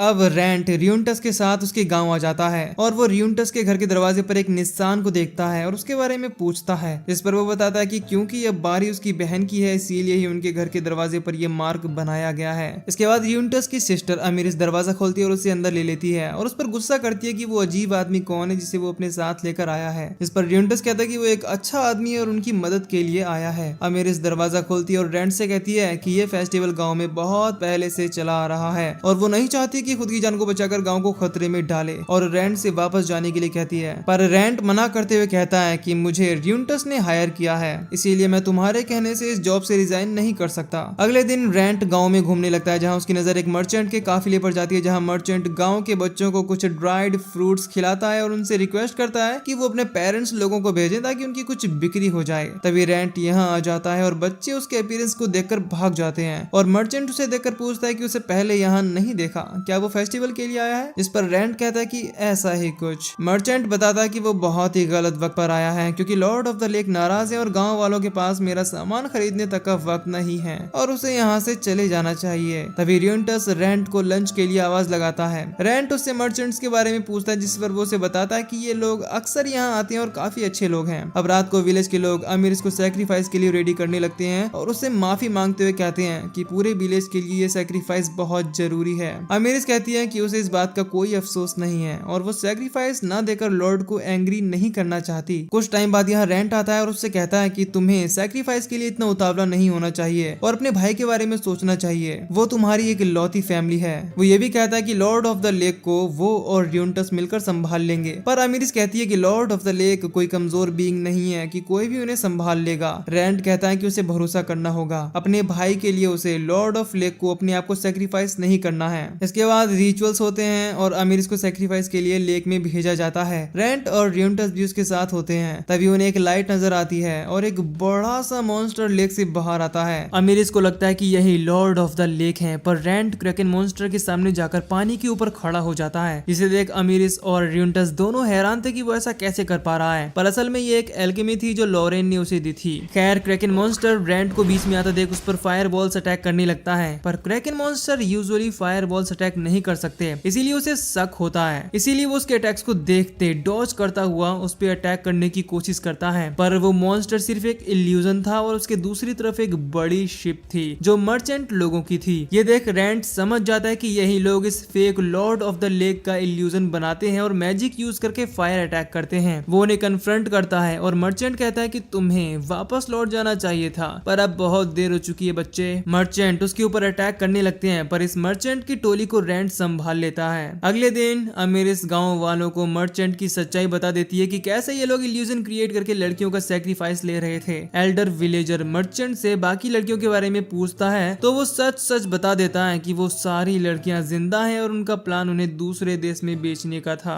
ये सुन तुरंत कुछ लोग लड़कियों को वापस लेने जाते हैं। अब रेंट की जॉब कंप्लीट हो चुकी थी, पर रियंटस और उसकी सिस्टर उसे फेस्टिवल के बाद जाने के लिए कहते हैं। पर रेंट को माल्ट वापस लौटना था, इसीलिए अमीरिस उसे आखिरी बार थैंक्स बोलती है और रेंट वापस आ जाता है और लॉरेन को सारा किस्सा सुनाता है। यहाँ लॉरेन उसकी टांग खींचते हुए कहती है कि कहीं अमीरिस तुम्हारे प्यार में तो नहीं पड़ गई। इस पर रेंट कहता है कि ऐसा कुछ नहीं है। खैर इसके बाद रेंट गिल्ड से नई जॉब लेने के लिए आ जाता है, लेकिन क्योंकि वो अभी लेविरिंथ नहीं जा सकता था इसीलिए उसे कोई ना कोई जॉब तो चाहिए थी। उसकी नजर एक जॉब पर जाती है जिसमें उसे ड्रैगन ब्लड फ्लावर को लाना था, पर उसके लिए रिवॉर्ड सिर्फ एक ब्रॉन्ज पीस था। कोई ऐसी खतरनाक जॉब को इतने कम प्राइस में एक्सेप्ट नहीं करेगा, इसीलिए वो इस जॉब को एक्सेप्ट कर लेता है। और सीला बताती है कि ड्रैगन ब्लड फ्लावर जहरीले दलदल के पास पाए जाते हैं। रेंट देखता है कि किसी को ये फ्लावर मेडिसिन के लिए चाहिए और ये जॉब अनाथ आश्रम के बच्चों की तरफ से थी और उन्हें किसी की जान बचाने के लिए ये ड्रैगन ब्लड फ्लावर चाहिए। इसके बाद रेंट आ जाता है उस ऑर्फनेज में। दरवाजा एक छोटी लड़की ओपन करती है और रेंट उसे बताता है कि मैं ही वो एडवेंचरर हूँ जिसने उनकी ड्रैगन ब्लड फ्लावर वाली जॉब एक्सेप्ट की है। यह सुन वो लड़की तुरंत उसे अंदर बुलाती है और बाकी बच्चों से उसे इंट्रोड्यूस कराती है। ये लड़की अपने आप को एलिस नाम से इंट्रोड्यूस करती है और रेंट भी बताता है कि वो एक ब्रॉन्ज लेवल एडवेंचरर है। ये सुन एलिस हैरान थी क्योंकि उसे लगा था कि कोई भी आयरन रैंक से ऊपर उसकी जॉब एक्सेप्ट नहीं करेगा। खैर रेंट बताता है कि ड्रैगन ब्लड फ्लावर आसानी से नहीं मिलते और ये जॉब काफी डेंजरस है। इस पर एलिस कहती है कि वो ये अच्छी तरह जानती है और ड्रैगन ब्लड फ्लावर कहीं स्टोर पर भी नहीं मिलते और अगर मिलते भी हो तो वो इतने ज्यादा एक्सपेंसिव होंगे कि वो उसे अफोर्ड नहीं कर सकते, पर उसे सिर्फ एक ही फ्लावर चाहिए। रेंट उसे पूछता है कि उसे ये फ्लावर क्यों चाहिए, जिस पर वो उसे इस बात को सीक्रेट रखने की रिक्वेस्ट करती है। एलिस इसके बाद रेंट को हेड मिस्ट्रेस लिलियन से मिलाती है जो रेंट से कहती है माफ करना मैं तुम्हारा वेलकम नहीं कर पाई, और अपने आप को इस जगह की और चर्च की प्रीस्टेस के तौर पर इंट्रोड्यूस करती है। लिलियन को ये पता था कि वो यहाँ बेसमेंट के मॉन्स्टर्स को मारने आया है, ना कि ड्रैगन ब्लड फ्लावर लाने के लिए। एलिस लिलियन की बीमारी के बारे में बताते हुए कहती है कि वो एक डिविनिटी यूजर है, पर जब किसी की डिविनिटी स्ट्रॉन्ग नहीं होती तो हर बार जब भी वो पर्सन डिविनिटी यूज करता है तो उसके अंदर इविल एनर्जी जमा होने लगती है, और यही केस प्रीस्टेस लिलियन के साथ भी है। वो धीरे धीरे मर रही है और उन्हीं को बचाने के लिए ड्रैगन ब्लड फ्लावर चाहिए। रेंट उससे पूछता है कि अगर लिलियन अपनी इस बीमारी के बारे में जानती है, जिस पर एलिस कहती है कि नहीं, क्योंकि अगर उन्हें पता चला तो वो किसी दूसरी प्रीस्टेस को इस चर्च और ऑर्फनेज को सौंप कर चली जाएंगी और मौत को गॉड का गिफ्ट समझ गले से लगा लेंगी। रेंट कहता है कि तब तो उन्हें इससे पहले वो फ्लावर लाना होगा। एलिस काफी खुश थी कि किसी ने ये जॉब एक्सेप्ट की, क्योंकि उसे उम्मीद नहीं थी कि कोई इस जॉब को एक्सेप्ट करेगा, और इसीलिए उसने खुद एक एडवेंचरर बनकर फ्लावर लाने के बारे में भी सोचा था। जिस पर रेंट कहता है कि एडवेंचरर बनने के लिए ट्रेनिंग की जरूरत होती है। खैर अब क्योंकि उसने जॉब एक्सेप्ट कर ली थी इसीलिए वो सबसे पहले बेसमेंट के मॉन्स्टर्स को ठिकाने लगाने आ जाता है और उसे वहाँ बहुत सारे खतरनाक चूहे मिलते हैं, जिनमें से एक रेंट पर अटैक कर देता है और उसके हाथ को काट लेता है। रेंट उसे फेंक के मारता है और नोटिस करता है कि चूहे का कलर बदल गया है। रेंट को लॉरेन की वैम्पायर वाली बात याद आती है, इसीलिए वो चूहे को सर्कल राउंड लगाने का ऑर्डर देता है और वो चूहा उसका ऑर्डर फॉलो भी करता है। ये देख एलिस शॉक्ड रह जाती है। अब रेंट चूहे के साथ वापस लॉरेन के घर आ जाता है, जहाँ वो उससे चूहे के बारे में पूछती है तो वो बताता है कि ये चूहा अब उसका पार्टी मेंबर है। लॉरेन समझ जाती है कि रेंट भी वैम्पायर्स की तरह मॉन्स्टर्स को कंट्रोल कर सकता है, और ऐसा इसीलिए हुआ था क्योंकि चूहे ने रेंट पर अटैक करते वक्त उसका ब्लड टेस्ट कर लिया था। रेंट पूछता है कि क्या वो इस चूहे को रख सकता है। लॉरेन मान जाती है, लेकिन सिर्फ एक शर्त पर कि चूहे को भी उसी की तरह उसकी रिसर्च के लिए ब्लड और हेयर सैंपल देने होंगे। इसके बाद वो उससे पूछती है कि क्या उसने इसका कोई नाम रखा है, जिस पर रेंट उसके कलर को देखकर ब्लैकी नाम रख देता है, पर लॉरेन को ये पसंद नहीं आता और वो इसे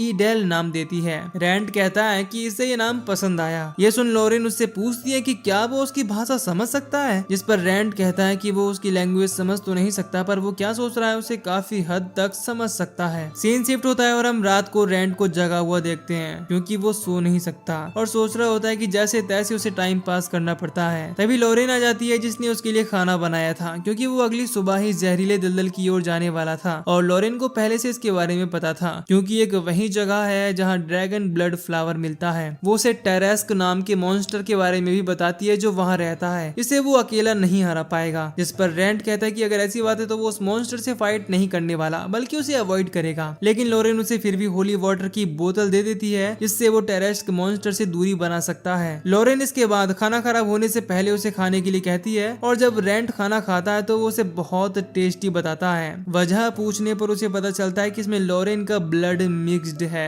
सीन शिफ्ट होता है और कैरिज वाला रेंट को जहरीले दलदल के बाहर छोड़ देता है और कहता है कि वो इससे आगे नहीं जा सकता और शाम को लेने आ जाएगा। रेंट नोटिस करता है कि यहाँ काफी रेयर एनिमल और प्लांट्स हैं जो सिर्फ यहीं पाए जाते हैं, यहाँ तक कि यहाँ रहने वाले मॉन्स्टर भी लेबिरिंथ में मिलने वाले मॉन्स्टर से पावरफुल होते हैं। तभी वो यहाँ कुछ गॉब्लिन्स को नोटिस करता है जो उस पर एरो से अटैक करना शुरू कर देते हैं, पर रेंट अभी कोई लो लेवल एडवेंचरर नहीं था। वो इन्हें एक ही झटके में मार देता है और ईडल से कहता है कि मालिकों की तरह हमेशा मेरे कंधों पर बैठे मत रहा करो, मदद भी क्या करो। रेंट आगे बढ़ता है और रियलाइज करता है कि अनडेड होने के भी अपने मजे हैं क्योंकि इसकी वजह से ये जहरीला दलदल उसका कुछ नहीं बिगाड़ सकता। खैर बातों ही बातों में रेंट पानी में गिर जाता है और ईडल हरामखोर बचने के लिए पहले ही कूद जाता है। तभी रेंट पर एक मॉन्स्टर अटैक कर देता है जिसे वो मारकर बाहर निकलता है। इधर हम लॉरेन और शीला को देखते हैं जहाँ वो बताती है कि गिल्ड को तोत्सु विलेज के बारे में पता चल गया है जहाँ अमीरिस नाम की लड़की के साथ साथ बाकी लड़कियों को भी मर्चेंट से बचाया गया था, पर किसी भी विलेजर ने ये नहीं बताया कि वो एडवेंचरर कौन था जिसने उनकी मदद की थी। और ऐसा इसीलिए क्योंकि अगर वो ऐसा करते तो गिल्ड की तरफ से रेंट को पेनल्टी के साथ साथ सस्पेंड भी कर दिया जाता। खैर शीला इसके बाद लॉरेन से पूछती है कि क्या उसे पता है कि रेंट मिथरियल लेवल एडवेंचर क्यों बनना चाहता है। इस पर लॉरेन कहती है कि नहीं, और वैसे भी उसने कभी पूछने की कोशिश भी नहीं की क्योंकि वो उसके पर्सनल मैटर में अपनी नाक नहीं डालना चाहती। इधर रेंट का सामना टेरेस्क मॉन्स्टर से हो जाता है और वो उसे दूर भागने की कोशिश करता है क्योंकि मॉन्स्टर पर लॉरेन का दिया हुआ होली वाटर वर्क नहीं किया, पर जल्दी उसके सामने एक डेड एंड आ जाता है। अब उसके सामने टेरेस्क मॉन्स्टर से फाइट लेने के अलावा और कोई चारा नहीं था।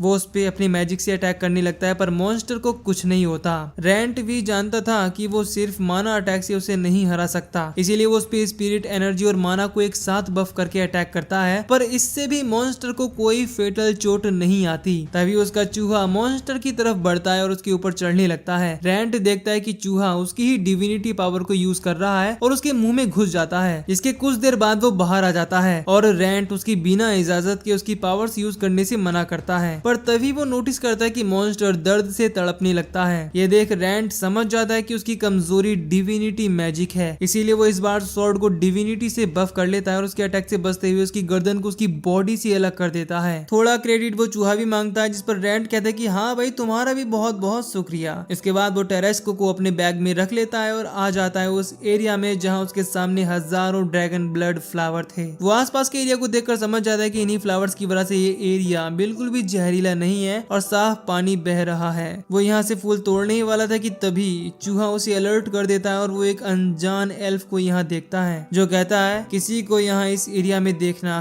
काफी हैरानी वाली बात है। रेंट उसे देख उससे पूछता है कि क्या वो अकेला आया है, जिस पर वो कहता है हाँ, पर रेंट कहता है कि ये टेरेस्क दलदल है और ये जगह आम लोगों के लिए तो बिल्कुल भी नहीं है, इससे मुझे लगता है कि तुम कोई नॉर्मल इंसान नहीं हो। जिस पर वो एल्फ कहता है कि मेरे पास एक ऐसा आइटम है जो जहर से बचाता है, होली वाटर है जो टेरेस्क मॉन्स्टर को दूर भगा सकता है और यहाँ का मैप भी है। वो ये भी बताता है कि उसे भी कुछ ड्रैगन ब्लड फ्लावर चाहिए और रेंट से पूछता है कि क्या वो कुछ फ्लावर्स ले सकता है। रेंट को इससे कोई प्रॉब्लम नहीं थी, जिसके बाद वो कुछ फूल अपने लिए तोड़ लेता है और रेंट पूछता है कि क्या उसे बस इतने ही चाहिए, जिस पर वो कहता है कि हाँ, और उसे ये अपनी मिस्ट्रेस के लिए चाहिए होते हैं। रेंट पूछता है कि क्या वो ज्यादा बीमार है, जिस पर वो कहता है कि लगता तो ऐसा ही है। रेंट कहता है कि पता नहीं इससे कोई फर्क पड़ेगा या नहीं, पर मैं उनके लिए प्रे करूंगा। अब ये आदमी रेंट को एक जॉब ऑफर करता है क्योंकि उनको कोई ऐसा बंदा चाहिए जो उनके लिए ड्रैगन ब्लड फ्लावर ला सके और वो उसे अच्छे पैसे भी देंगे। रेंट को उसका ये ऑफर पसंद आता है, जिसके बाद एल्फ अपने आप को आइजैक नाम से इंट्रोड्यूस करता है और कहता है कि वापस लौटने के बाद वो सारे अरेंजमेंट कर देगा। इसके बाद रेंट वापस लौट आता है और सेला को वो बैग वापस लौटाने का कहकर बताता है कि उसे एक बुचर की जरूरत पड़ेगी। ये सुनकर सेला शॉक्ड रह जाती है और पूछती है कि क्या उसने सच में टेरेस्क मॉन्स्टर को मार दिया, पर रेंट उसे धीरे बोलने के लिए कहता है क्योंकि गिल्ड में सब लोग उन्हें ही देख रहे थे। सेला इसके बाद रेंट को बुचर के पास ले जाने लगती है क्योंकि रेंट को टेरेस्क मॉन्स्टर की बॉडी को बुचर कराना था, जिससे उन्हें काफी सारे तरह तरह के मटेरियल्स मिल सकते हैं। बेसिक वो खुद भी जानता है, पर इस काम के लिए किसी प्रोफेशनल की हेल्प लेना जरूरी था। सेला इसके बाद उसे डारियो नाम के बुचर से मिलाती है, जिसके बाद वो उसके बुचर खाने में जाते हैं और सारी तैयारियां कर लेते हैं और पॉइजन के लिए मास्क भी पहन लेते हैं।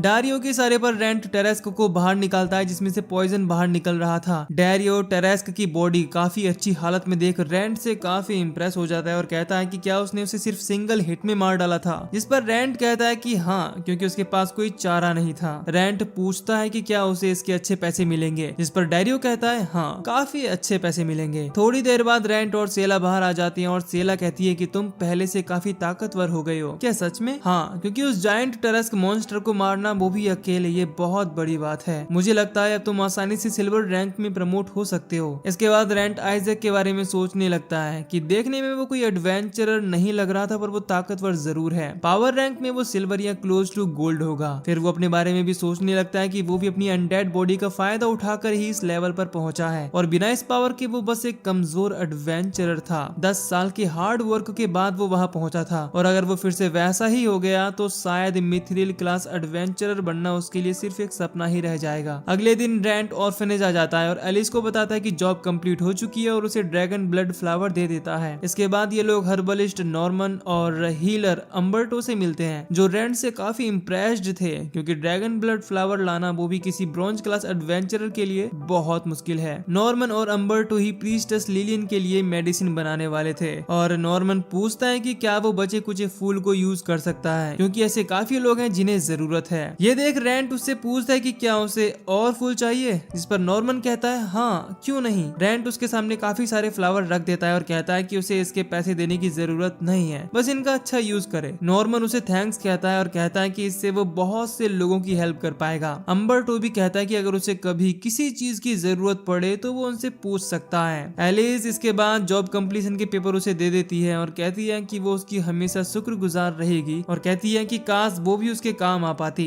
जिस पर रेंट कहता है कि उसे भी कभी कभार मदद की जरूरत पड़ती है और जब भी ऐसा हुआ तो वो उसे मदद के लिए जरूर कहेगा। जाने से पहले वो एलिस को एडवेंचरर के लिए ट्रेनिंग के लिए भी कहता है, क्योंकि वो भी एडवेंचरर बनना चाहती थी। वो कहता है कि गिल्ड पावर्स के हिसाब से एडवेंचरर को उनका क्लास देती है और खुद भी उसे ट्रेनिंग देने का वादा करता है और ये भी कहता है कि उसकी एक दोस्त है जो अपने खाली वक्त में उसे मैजिक सिखा सकती है, पर एलिस मना कर देती है क्योंकि मैजिक ट्रेनिंग में बहुत खर्चा होता है जो वो अफोर्ड नहीं कर सकती। जिस पर रेंट कहता है कि अगर ऐसी बात है तो वो उसे बिना कोई इंटरेस्ट के पैसे उधार दे सकता है और जब वो कमाने लगे तो उसे वापस कर सकती है। एलिस इसके लिए मान जाती है। अब रेंट लॉरेन के घर आ जाता है और एलिस के बारे में बताता है, जिस पर लॉरेन कहती है कि हाँ, ठीक कहा, आजकल मैं काफी फ्री हूँ तो उसे ट्रेन कर सकती हूँ, पर तुम्हें जरा अपने शब्दों को सोच समझ कर यूज करना चाहिए। तुम्हें नहीं पता कि यंग लड़कियां क्या फील करती हैं। जिस पर रेंट कहता है कि सलाह के लिए थैंक्स, पर मुझे नहीं लगता कि मैं यंग लड़कियों से ज्यादा मिलता हूँ। इस पर लॉरेन कहती है, अरे ऐसा नहीं है, एक ऐसी जवान लड़की है जिसे तुम अच्छे से जानते हो, जरा देखो। ये सुन रेंट पूछता है कि कहाँ, कौन? लॉरेन तो बेचारी अपनी बात कर रही थी, पर रेंट उसे कहाँ जवान समझता है। जिस पर लॉरेन अपना एक पावरफुल ऑफेंस मैजिक दिखाते हुए कहती है कि ये मैंने अभी अभी बनाया है, देखते हैं तुम्हारी बॉडी कितनी मजबूत है और ताकतवर है। ये सुन रेंट तुरंत उसकी तारीफ करने लगता है और कहता है, तेरी मासूमियत में झलकता है चांद का नूर, तेरी सूरत पे शर्माए कुदरत का हर हूर, बर्फ सी उजली बहारों सी कोमल काया, खुदा ने फुर्सत में तुझे अपने हाथों से बनाया। ये सुन लॉरेन इम्प्रेस हो जाती है और पूछती है कि क्या वो हर किसी लड़की को यही शायरी सुनाता है। इस पर रेंट कहता है कि ऐसा कुछ नहीं है, उसने वही कहा जो वो सोच रहा था। अब रात को लॉरेन मिरर के सामने खड़ी होती है और रेंट की तारीफ से काफी खुश लग रही थी। अगली सुबह हम देखते हैं कि वो चूहा सो रहा होता है, इसीलिए रेंट अकेले ही गिल्ड आ जाता है, जहाँ सीला उससे कहती है कि क्या हम बात कर सकते हैं। रेंट पूछता है कि क्या हुआ, वो किस बारे में बात करना चाहती है। सीला उसे बताती है कि क्या वो लटूर फैमिली में किसी को जानता है। रेंट मना कर देता है, जिसके बाद वो उसे एक लेटर देती है जिसमें लटूर फैमिली की तरफ से खास तौर पर रेंट को जॉब ऑफर आया था। रेंट देखता है कि ये आइजैक की तरफ से है। सीला पूछती है कि क्या वो उसे जानता है, जिस पर रेंट कहता है कि मुझे लगता है कि वो आदमी लटूर फैमिली का नौकर है। रेंट सेला से लटूर फैमिली के बारे में पूछता है, जिस पर वो उसे बताती है कि ये फैमिली मॉल्ट में सबसे पुरानी फैमिली है और उनका मॉल्ट में काफी इन्फ्लुएंस है। इससे ज्यादा मुझे उनके बारे में नहीं पता, क्योंकि वो लोग बहुत सीक्रेटिव हैं। हर जनरेशन के गिल्ड मास्टर को अच्छे से समझाया जाता है कि वो लटूर फैमिली को किसी भी तरह परेशान ना करें, जिसका मतलब है अगर रेंट यहाँ मॉल्ट में रहना चाहता है तो वो इस जॉब को मना नहीं कर सकता। जिस पर रेंट कहता है कि उसे इस जॉब को मना करना भी नहीं है। सीला उससे कहती है कि अगर उसे कोई भी प्रॉब्लम हो तो वो उसे बता सकता है। इधर हम ऑर्फनेज में हीलर और हर्बलिस्ट को देख देखते हैं जिन्होंने लिलियन के लिए दवा तैयार कर ली थी और वो उसे उसकी बीमारी के बारे में भी बता देते हैं। ये सुन लिलियन कहती है कि अगर ऐसा है तो उसे चर्च से उसकी रिप्लेसमेंट के लिए कहना होगा। इस पर नॉर्मन कहता है कि इसकी जरूरत नहीं पड़ेगी। इसके बाद वो उसे मेडिसिन दे देता है और डेली एक पिल लेने के लिए कहता है, जिससे वो बिल्कुल ठीक हो जाएगी। एलिस ये देख इमोशनल हो जाती है और उसे गले लगा लेती है। दूसरी तरफ रेंट आ जाता है लटूर फैमिली के रेसिडेंस पर, जहाँ उसे गार्ड भूल भुलैया के बारे में बताता है। रेंट कहता है कि वो बस यहाँ जॉब के लिए आया है, पर गार्ड बताता है कि फिर भी उसे इसी भूल भुलैया से ही होकर जाना होगा और ये भी बताता है कि यहाँ किसी भी तरह का मैप काम नहीं करने वाला, क्योंकि ये भूल भुलैया एक खास मैजिक आइटम की हेल्प से बनी है। रेंट हैरान था कि सच में कोई ऐसा आइटम होता भी है, जिस पर गार्ड बताता है कि लटूर फैमिली के हेड हमेशा से मैजिक आइटम कलेक्ट करते आए हैं और अगर वो इस भूल भुलैया से होकर मैंसन पहुंच जाता है तो फैमिली के हेड उसे इनाम के तौर पर एक मैजिक आइटम देंगे। रेंट को लगता है कि गार्ड कभी ना कभी जरूर इस भूल भुलैया से होकर गुजरा होगा, इसीलिए उससे कोई एक सलाह मांगता है जो वो उसे दे सकता है, जिस पर वो गार्ड कहता है कि सूरज पर भरोसा मत करना। रेंट भूल भुलैया में घुस जाता है। वो यहाँ अपना मैजिकल मैप भी यूज करने की कोशिश करता है, पर वो उसकी हेल्प नहीं करता। इसके बाद वो खुद की सेंस के भरोसे आगे बढ़ता है, लेकिन काफी देर हो जाने के बाद भी वो सेम ही जगह पर बार बार घूम रहा था। काफी देर बाद वो रियलाइज करता है कि वो गुम गया है। अब रेंट जैसे तैसे भटकता हुआ एक जगह आ जाता है जहाँ उसे एक रास्ता नजर आता है। ये रास्ता मैंसन के लिए नहीं था और उसे वहाँ एक लड़की भी नजर आती है। रेंट को लगता है कि ये लड़की जरूर लटूर फैमिली की हेड की बेटी होगी। वो लड़की उससे कहती है कि क्या वो इस भूल भुलैया को पार करना चाहता है या वापस लौटना चाहता है, जिस पर रेंट कहता है कि वो इसे जरूर पार कर लेगा। वो लड़की उसे ब्रेक लेने के लिए कहती है और चाय ऑफर करती है, जिसके लिए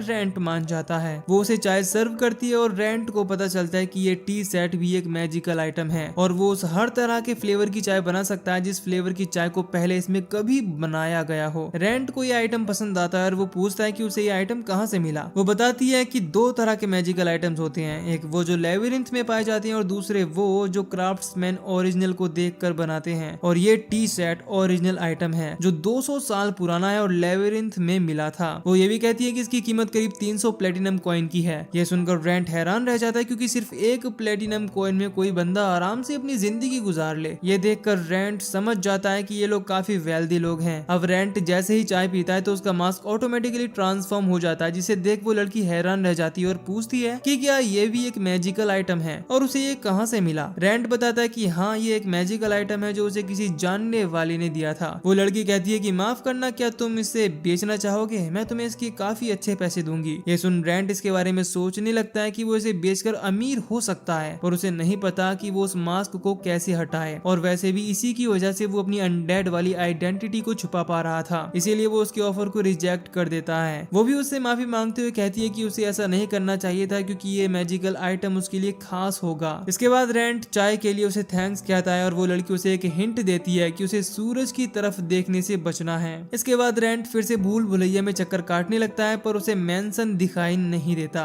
रेंट फिर सूरज की ओर देखता है और वो नोटिस करता है कि वो बार बार टेलीपोर्ट हो रहा था और इसी वजह से वो अभी भी सेम जगह पर फंसा हुआ है। भूल भुलैया से निकलते निकलते शाम हो जाती है और वो फाइनली बाहर आ जाता है। वो सामने उसी लड़की और आइजैक को देखता है। वो लड़की उसका वेलकम करती है और अपने आप को इंट्रोड्यूस करते हुए बताती है कि उसका नाम लॉरा है और वो ही लटूर फैमिली की हेड है। रेंट ये देख हैरान रह जाता है कि वो ही हेड ऑफ द फैमिली है। खैर, रेंट अपने आप को इंट्रोड्यूस करता है और पूछता है कि क्या उसे भूल भुलैया को पार करने के लिए रिवॉर्ड मिलने वाला है। इस पर रेंट कहता है कि क्या उसे वो मैजिक आइटम मिल सकता है जिससे वो जादुई भूल भुलैया बनाई थी, जिस पर लॉरा मना कर देती है और रेंट कहता है कि उस भूल भुलैया में उसे परेशान करने के लिए वो बस मजाक कर रहा था। लॉरा इसके बाद उसे आइटम्स दिखाने के लिए ले आती है, जहाँ रेंट की नजर एक छोटी सी एयरशिप पर जाती है और वो लॉरा से इसके बारे में पूछता है। लॉरा उससे कहती है कि क्या उसने वेस्ट में एयरशिप उड़ते देखे हैं, जिसे इस टीम की मदद से उड़ाया जाता है, जिसमें लोग बैठते हैं। रेंट कहता है कि उसने एयरशिप देखे तो नहीं है, पर उनके बारे में सुना है। लॉरा कहती है कि ये आइटम भी वैसा ही है, पर इसे माना की मदद से पावर किया जाता है और कंट्रोलर से कंट्रोल किया जाता है। रेंट उसे यूज करके देखता है और उसे चलाने में मजा भी आ रहा था, जिसे देख लॉरा कहती है कि क्या उसे ये चाहिए, जिस पर रेंट सोचने लगता है कि ये आइटम बस एक खिलौना है। उसके अंदर का छोटा बच्चा तो इसे चाहता है, पर शायद ये उसके ज्यादा काम ना आए। इसके बाद लॉरा उसे एयरशिप के मॉडल पर फोकस करने के लिए कहती है। इसके बाद उसका पीओवी सीधा एयरशिप पर शिफ्ट हो जाता है और वो उसकी मदद से दोनों को देख पा रहा था। लॉरा बताती है कि हाँ, वो कंट्रोलर की मदद से अपने माइंड को मॉडल में ट्रांसफर कर सकता है। ये काफी यूजफुल फीचर था, पर ये रेंट का काफी माना कंज्यूम करता। लॉरा उसे ये भी बताती है कि वेस्ट में उड़ने वाली एयरशिप पीसी मॉडल पर बेस्ड है और ये ओरिजिनल है जो लेबिरिंथ में मिला था। रैंट को ये आइटम काफी यूजफुल लगता है क्योंकि वो इसकी मदद से आसानी से आसपास के एरिया की स्काउटिंग कर सकता था, पर साथ में ये माना भी बहुत ज्यादा यूज करता है, इसीलिए वो उसे लेने के बारे में श्योर नहीं था। इसके बाद वो और भी मैजिक आइटम देखने लगता है और उसे एक पेंटिंग नजर आती है जिसे देखकर वो कहता है कि ये तो सिर्फ एक नॉर्मल पेंटिंग है। लॉरा उसे पास के बटन को दबाने को बोलती है और जैसे ही वो उस बटन को दबाता है पेंटिंग के मॉन्स्टर जिंदा हो जाते हैं, जिससे रैंट डर जाता है। रैंट को लगता है कि लॉरा जानबूझकर उसके मजे ले रही है, पर इस दौरान कोई मैजिकल आइटम उसका मैजिक कंज्यूम कर लेता और एक बड़ा सा रोबोट असेंबल हो जाता है। ये एक गोलम था जिसे रोकने के लिए लॉरा आइजैक से गोलम की शट डाउन डिवाइस को लाने कहती है और वो ढूंढने लगता है। इधर गोलम रैंट पर अटैक करने लगता है और रैंट लॉरा से पूछता है कि क्या वो इस पे अटैक कर सकता है। लॉरा इसकी परमिशन दे देती है और रैंट किसी तरह उसका एक हाथ तोड़ने में कामयाब हो जाता है और तभी उसे लॉरेन की बात याद आती है। लॉरेन ने पहले उसे गोलम के बारे में बताया होता है कि गोलम के माथे पर मैजिकल वर्ड लिखा होता है जिसका मतलब ट्रूथ होता है और अगर वो उसे थोड़ा सा चेंज करके डेथ करने में कामयाब हो जाता है तो गोलम अपने आप ही बंद हो जाएगा। पर रैंट को उसके माथे पर कोई वर्ड नजर नहीं आता और इस केस में लॉरेन ने बताया होता है कि उसके लिए शट डाउन डिवाइस ही चाहिए और अगर शट डाउन डिवाइस भी नहीं है तो या तो उसे भागना होगा या गोलम का सामना करके उसे डिफीट करना होगा। अब रैंट आइजैक को आवाज लगाता है और पूछता है कि क्या उसे वो शट डाउन डिवाइस मिला या नहीं। आइजैक को अभी तक वो शट डाउन डिवाइस नहीं मिला था, इसीलिए वो अपनी माना और स्पिरिट एनर्जी के फ्यूजन को यूज करने का डिसाइड करता है। रैंट अपने आप को रेडी कर लेता है और गोलम भी उस पर अटैक कर देता है, पर इससे पहले ही लॉरा कुछ कहती है जिससे गोलम अपने आप बंद पड़ जाता है। रैंट को लगता है कि उन्हें वो डिवाइस मिल गया है। अब तीनों एक दूसरे से अपनी अपनी गलती के लिए माफी मांगने लगते हैं कि कैसे उनकी गलती की वजह से गोलम एक्टिवेट हो गया। लॉरेन इसके बाद रैंट से पूछती है कि अगर उसे कोई आइटम पसंद आया या नहीं। इस पर रैंट थोड़ा और एक्सप्लोर करने के लिए कहता है और उसकी नजर एक बोतल पर जाती है जिसे देख उसकी बॉडी खुद ब खुद रिएक्ट करने लगती है, वो उसकी तरफ अट्रैक्ट होने लगता है। लॉरा बताती है कि ये वैम्पायर का ब्लड है और इसे पीने से कोई भी वैम्पायर बन सकता है। रैंट पूछता है कि क्या ये सच है, जिस पर लॉरा कहती है कि उसने बस ऐसा सुना है और जहाँ तक की रिकॉर्ड्स की बात है तो जितने लोगों ने भी वैम्पायर ब्लड पिया है वो या तो मर गए या तो पागल हो गए और अगर कोई वैम्पायर बना भी होगा तो वो पब्लिकली उस चीज को एक्सेप्ट नहीं करेगा क्योंकि उसे मार दिया जाएगा। पर वो रैंट से कहती है कि वो इसे बेचकर काफी फॉर्च्यून बना सकता है। रैंट मन बना लेता है और इसे ले लेता है, पर ड्रैगन ब्लड फ्लावर वाली जॉब के लिए उसे लॉरा की तरफ से एयर से भी मिल जाता है। दूसरी तरफ आइजैक ड्रैगन ब्लड फ्लावर को निचोड़कर लॉरा के लिए ड्रिंक बनाता है और उससे पूछता है कि क्या उसे रैंट पसंद आया। लॉरा उससे पूछती है कि क्या उसे ऐसा लगा, जिस पर आइजैक कहता है हाँ और उसे रेस्ट करने के लिए भी कहता है। इधर रैंट लॉरेन को वैम्पायर ब्लड दिखाता है और उसे बताता है कि वो उसे यूज करना चाहता है जिससे उसकी बॉडी पर जरूर इसका पॉजिटिव इफेक्ट पड़ेगा। पर लॉरेन कहती है कि क्या उसे डर नहीं लग रहा, क्योंकि लॉरा के हिसाब से इसे पीने वाले जिंदा नहीं है और है भी तो वो पागल हो चुके हैं। इस पर रैंट कहता है कि उसे डर तो लग रहा है पर उसे ये भी पता है कि इसे पीने के बाद वो इवॉल्व हो सकता है और उसकी बॉडी को इसकी जरूरत है। ये देख लॉरेन कहती है कि उसे फर्क नहीं पड़ता अगर वो पूरी जिंदगी भी ऐसे ही अनडेड रहकर उसके घर में रहे, पर वो जानती थी कि रैंट उसकी बात नहीं सुनने वाला क्योंकि उसे